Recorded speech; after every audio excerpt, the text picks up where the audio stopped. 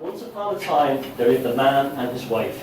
They had all that they wanted in the world except for one thing. For many years, they longed to have a child whom they could love, yet no baby was born. This is to teach the children that a child, or anything in creation, comes from intention engaging with action. They have to make a baby. It won't happen. You have to create things through intention with action, not just thinking. The engagement with the material world, your psyche's engagement with the material world brings things into reality. This is the precursor of the child's psyche being born, to tell them that these are the outside cosmic and natural forces that have brought you, the baby, into reality. At the back of the house was a window which looked over a beautiful garden, full of lovely flowers and fine vegetables. The garden was surrounded by a high wall. No one ever tried to climb the wall, for the garden belonged to a witch who was feared by everybody. The witch's garden represents the results of consciousness and the interplay between psyche and reality. She had a garden on the other side of the wall, and she was a witch because she had the garden because she grew it. She planted the flowers, she worked with nature. The child is now learning that the symbolism for which is magic. I want to talk about what magic really is. Magic is bringing reality into intention into reality. The child is now learning that the witch has the flowers and the beautiful garden because the witch did this. She made the garden where the couple hadn't made the baby, they just wished for the baby. One day the wife, who doesn't have the childless wife, stood at the window looking down into the garden. In one of the vegetable beds she saw some fresh green salad. It was so tempting that she longed to eat some. This is to teach the child that you cannot take another person's industry, that you must create for yourself. Every day that followed, she looked out of the window at the fresh green salad. The more she looked at it, the more she longed to eat it. Soon she did not want to eat anything else. This is to teach the child that envy is no substitute for direct engagement of relative and absolute forces. You cannot take somebody else's energy or labors or the product of their hard work because it will backfire on you. And that's envy. That's the root of envy. You are not doing it if you want to take it from somebody else. She grew thin and pale because she knew she could not have the salad. Her husband grew worried when he saw how thin she had become. "What's the matter with you, dear?" he asked. His wife pointed to the fresh green salad in the witch's garden. "Ah," he sighed, if I cannot eat some of the salad, I shall surely die." This is manipulation. We're being taught here that she's not doing it. She's now manipulating another person to do it, a husband, through guilt. "I will die if you do not give me the salad." "Rather than let you die," the man replied, "I shall climb into the wall of the witch's garden and bring you the salad." This is to teach you that an element of compromise is sometimes needed in life. You cannot have it all. The man is trying to make a compromise for his wife who wants the salad. She does not want to earn the salad. She does not want to get the salad. She wants to take it from somebody else. The man waited until twilight, then climbed over the wall and into the witch's garden. Then he quickly gathered a handful of salad and scrambled back all over the wall. The aspect here of twilight is very important in the wall. Twilight represents the going into the shadow of the dark side. He's stealing. He's stealing. He's not creating, he's stealing. The shadow has now been released. It's gone over the wall. His wife sat down at one end, sat down at once and ate the salad. It tasted even better than she had imagined. It tasted so good that by the next day she was longing for more salad. She got something for nothing. So once more her husband felt that he must climb over the wall and to fetch it for her. So there's a denial of the psyche here for pathological determinants, meaning that rather than work on myself to create these things, we're now becoming pathological parasites. We got away with it once. Waiting until twilight once again, the man clambered over the wall and lowered himself into the garden. At his feet he touched the ground. He nearly fell down with a fright, for there stood the witch in front of him. The shadow play is a risky game. When you engage with the dark side, I remember saying the whole thing that's happened there, when you engage with the dark side, you're on the knife edge. This man went into the dark side. He went on a pathological drive because of the manipulation of his wife to steal this stuff. And now he is encountering truly the results of this. "How dare you come into my garden," she shouted angrily, "and how dare you steal my salad?" Meaning he went into the psyche, the dark aspects of his nature, without actually having worked on himself. So he's now unprepared to deal with the shock of reality, that he's a thief. It was for my wife, replied the poor man. He's telling the truth. She longed so much for the salad that if she could not eat it, she would have pined away and died. So the witch now represents natural law. Natural law is that if you go against anything in nature, the natural way of things, it will blow up in your face. If you try to jump off a building and fly, you will crash. So this child's never been thought about. There's a price to pay for things here. When the witch heard the man's tale, she lost her anger and took pity. If what you say is true, she said, I will let you take as much salad as you wish. If you promise me one thing, when your wife has a child, you must give it up to me, Carmen. I shall treat it well and look after it like a mother. The poor man was so frightened that he agreed, that he quickly gathered an armful of salad and smuggled back to his wife. This represents the understanding of relative things, like the dark side. The witch realized, well, it's not really his fault. He was kind of guilty. She felt sorry for him. And so the dark side made a compromise. Sometime later, a beautiful baby girl was born to the man and the wife. That very same day, the witch appeared. You can't escape natural law. She reminded the man of the promise, and she took the child away with her. The witch named the baby Rapunzel. As the child grew, she became the most beautiful girl in the world. Now we have the birth of the infant ego. We've now gone from the forces of nature behind the birth of Rapunzel, and now the child who's reading this story is now in the story. You become Rapunzel. Rapunzel becomes an archetype for the child. When Rapunzel was 12 years old, puberty, the witch kept her shut up in a tower in the forest. The tower had neither a door nor a staircase. Right at the very top there was one small window. When the witch came to visit Rapunzel, she stood at the foot of the tower and cried, Rapunzel, Rapunzel, let down your hair. The tower represents the child who's locked up in a tower within a fairy tale land, is not aware. There's a whole world outside itself. But it's about to become aware that as puberty happens, they're going to have to make their own way in the world. And that's what these represents. The hair represents an umbilical cord. That umbilical cord has to be snapped in order for Rapunzel to grow.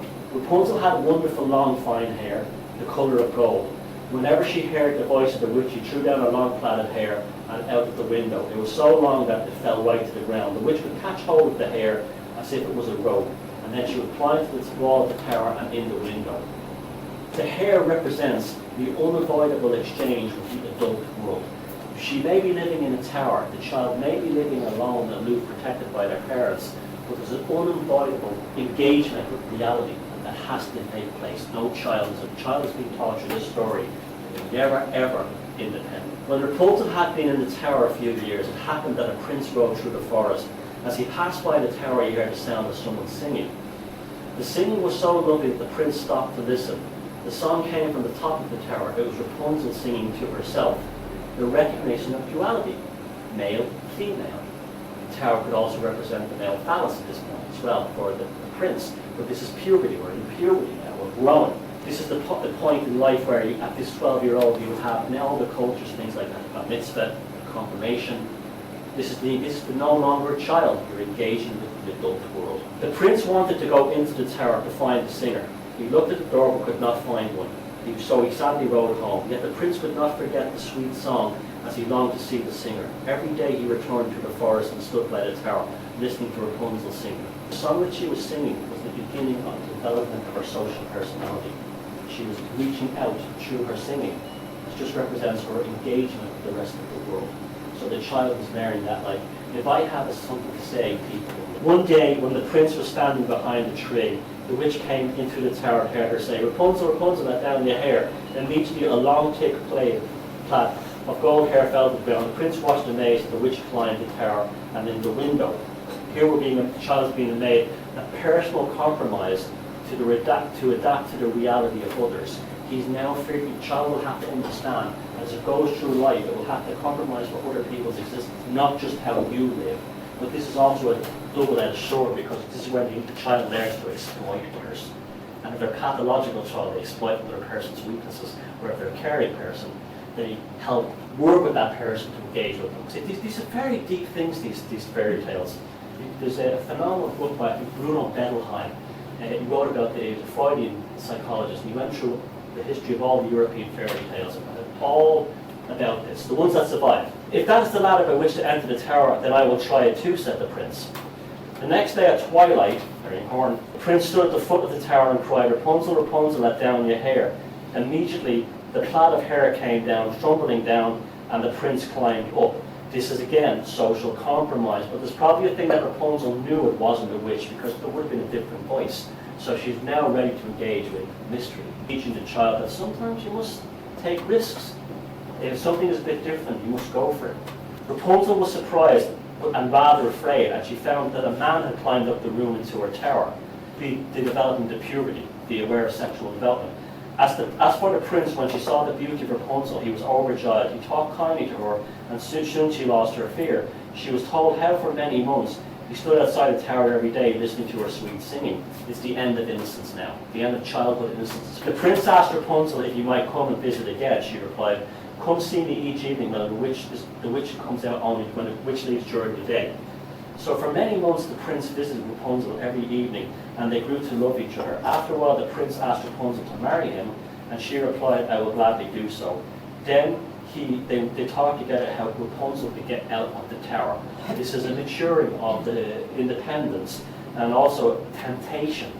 Temptation is what's bringing her out into the world and giving her experience. And this is why I said earlier on, like, it's good for everyone to go nuts for a while, because that temptation is where you learn about yourself. But Rapunzel stayed in the tower, she'd never have anything. At last Rapunzel thought of a plan.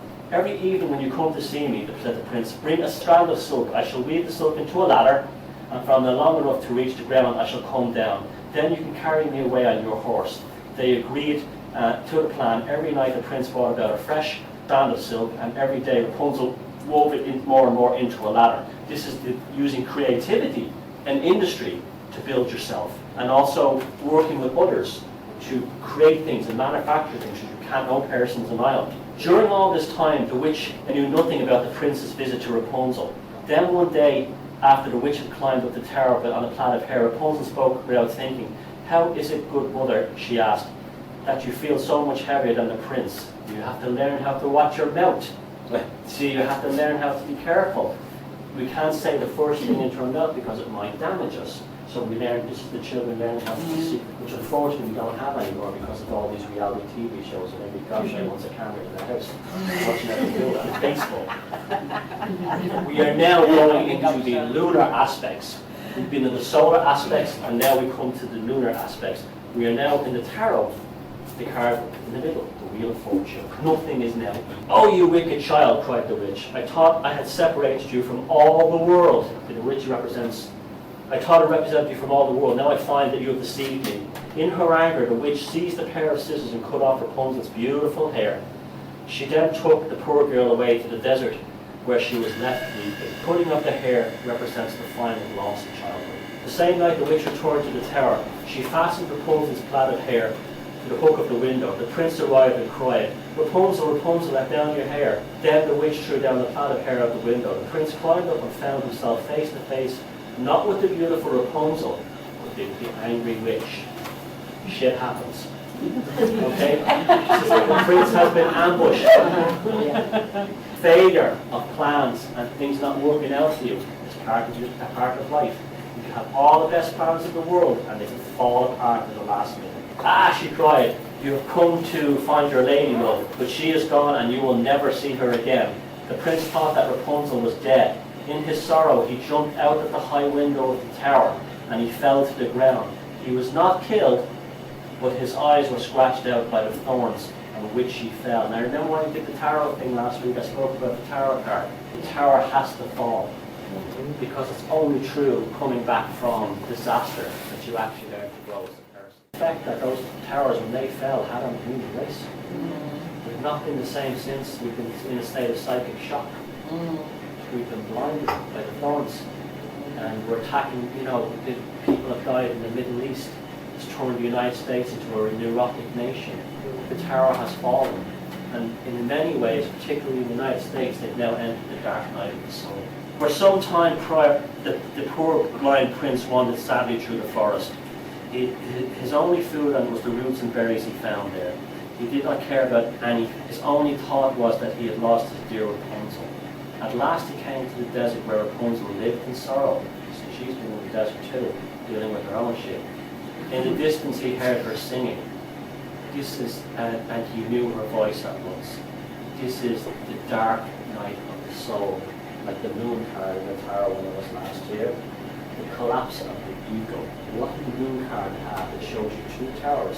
Walk through, keep going steady, not try to engage the predators on either side because they will savage you. You must keep walking on for morning. What Rapunzel's voice represents is the same thing as the star card in the tarot.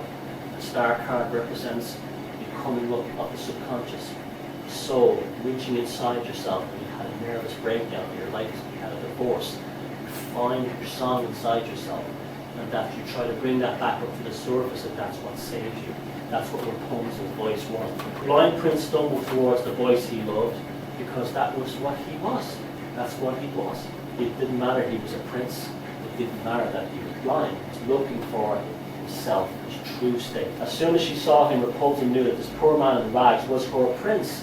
She recognized him for what he was.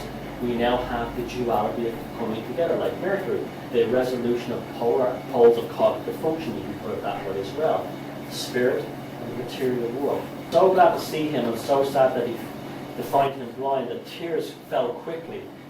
This is the aqua nostra I spoke about, the water that shone all around the star card. It's after the storm has happened and the rain has happened, there's pools of water, but they represent holy water, the cleansing of the soul. Neatly he could see as well as ever he had done.